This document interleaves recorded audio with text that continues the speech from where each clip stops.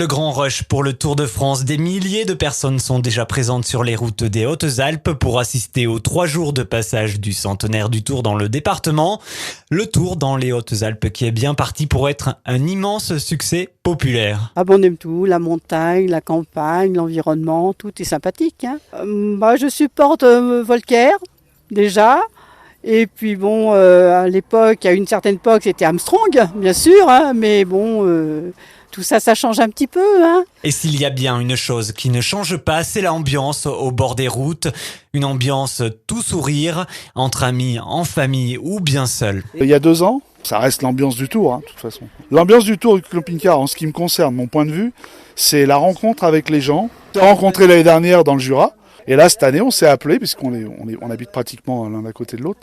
On s'est appelés, et puis lui venait là, moi j'ai été sur le Ventoux hier, et puis je suis arrivé ce matin. Voilà comment on fonctionne un petit peu. On se réserve de temps en temps une place, quoi. Ça permet de se retrouver tous les ans. Il y a l'apéritif, Ça, c'est sacré quand même. Et on mange ensemble, on est comme des frères, quoi. 3 jours de fête qui s'annoncent donc dans les Hautes-Alpes avec l'ambiance avant le Tour, pendant le Tour avec Vaison-la-Romaine Gap ce mardi, le fameux contre-la-montre le plus dur de l'histoire de 32 km entre Embrun et Chorges mercredi et jeudi le départ de Gap direction le col de Mans et le Champsaur pour faire la double ascension de l'Alpe d'Huez. L'ambiance avant le Tour et pendant le Tour.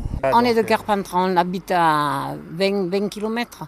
Donc il y avait trop de monde là-bas, on est venu au frais. Le Tour de France dans les Hautes-Alpes à suivre pendant 3 jours, 24 heures sur 24 sur DC Radio et DC.fm.